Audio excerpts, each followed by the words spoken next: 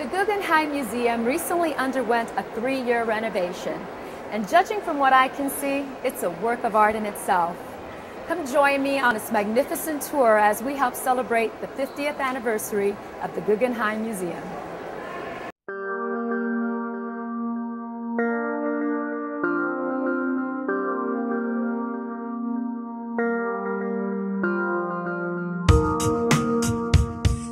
The Solomon R. Guggenheim Museum is located on 89th Street and 5th Avenue across from Central Park on Museum Mile. The Guggenheim collection consists of early works beginning with post-impressionist, impressionist, modern masterpieces including Picasso, Klee, Mondrian, Kandinsky. And over the years we've collected abstract expressionism, pop art, conceptual art, minimalist art, as well as major holdings in photography, video, and installation works. When visitors first come in to the building, the first thing they do is look up. The design of the building is totally unique. It starts out as a narrow spiral that has a continuous curve all the way up the ramps, and the ramp is a little over a quarter of a mile long. And the uniqueness of the building is shown in every exhibition. I mean, every exhibition transforms the space. So you never see the Guggenheim quite the same way. One of the things that I think is incredible about this building is that when people are on the ramps, they become part of the exhibit. And you get to anticipate what might be in the next ramp, and you look across and you get a peek or a glance at what the probability is at the next ramp. So it's very organic in that people come and go through the ramps and become part of the installation. The architect of the building is the famous Frank Lloyd Wright, and we are celebrating not only his 50th anniversary of this building, but he just celebrated a birthday as well. And he died about 6 months before the completion of the building. So he never got to see Ramp 6 completed. Over the years, aside from the current restoration that we just completed, in 1992, we added the Tower Galleries and Annex building, which is adjacent to the Frank Lloyd Wright building. And this was as a result of the need for larger gallery spaces to accommodate more contemporary works. And in 2001, we opened an 8,200 square foot education facility known as the Sackler Center for Arts Education.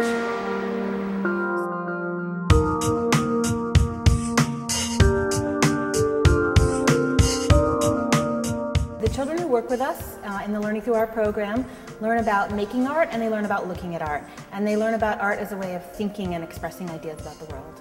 This program has been going on since 1970.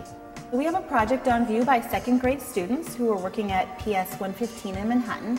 And they were studying, in their science curriculum, they were studying buildings, structures, and skyscrapers. And in their science curriculum, they were also studying animals in different habitats. And so they created their own skyscrapers, imagining that animals who lived in the rainforest and in the Arctic were going to move into skyscrapers. And what would those look like, and how would they structurally work, and how would they represent their environment? Students were thinking about the question, what's worth taking a stand for? And they each chose issues that were really important to them. So some chose animal rights, some chose drinking and driving, some chose the environment. And they studied that issue throughout the year, and they also studied ways that artists can use graphics to make a real statement. So they studied a lot of poster art, they studied Shepard Fairey, they studied Banksy. They also studied the artists that were on view here at the Guggenheim throughout the year.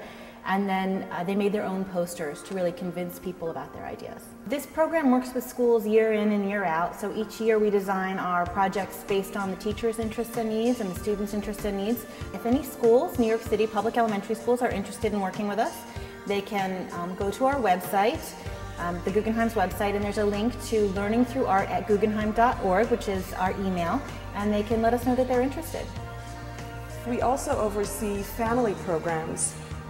That means intergenerational programs, parents, grandparents, children, as well as programs for kids only after school and during school breaks. For every visitor that comes to the museum, we have a couple of interventions to help them kind of sift through what is up here. One of which is a guided tour that happens with museum educators every day at 11 and at 1. That's an hour-long tour by our educators, and those are free with museum admission. Another option that we have is the audio guide, which is also free with museum admission, and can be heard in English and in 4 other languages. And it is basically a guided audio tour that takes you through the exhibition. The advantage of using something like that is you can select which objects you want to stop at and hear as little or as much as you'd like. We have decided to dedicate October 21st, which is the exact anniversary date, as kind of the birthday event day, in which the museum is going to be completely free to the public, and we hope to see everyone here come and celebrate with us this amazing museum, this amazing architectural icon, and the great exhibition that will be here, which will be a retrospective of Kandinsky's work. When I come to work, I look up and say, I am so lucky to work here. This is an incredible experience, not only the building, but the collection and the type of exhibitions that we do here, from very historical, traditional survey exhibitions, as in Spanish painting, to very cutting-edge exhibitions like Matthew Barney and Daniel Buren. So I think the visitor has their own reasons for coming. Number one, building, permanent collection, and then the temporary exhibitions, and just walking through the building, because you become part of the art when you're on the rounds. The building was really cool, how they maybe built these floors. I thought that was really interesting. I like all the Picasso stuff. I think modern painting is really interesting too. Mostly just the film, the ambience of the place, just the whole way of going around and around in circles and finding more art, and just finding little spaces where you can always have surprises. I love that. Well, I hope you enjoyed our mini tour of the Guggenheim Museum. For more information, remember to log on to guggenheim.org. I'm Valentine Leone for On the Beat.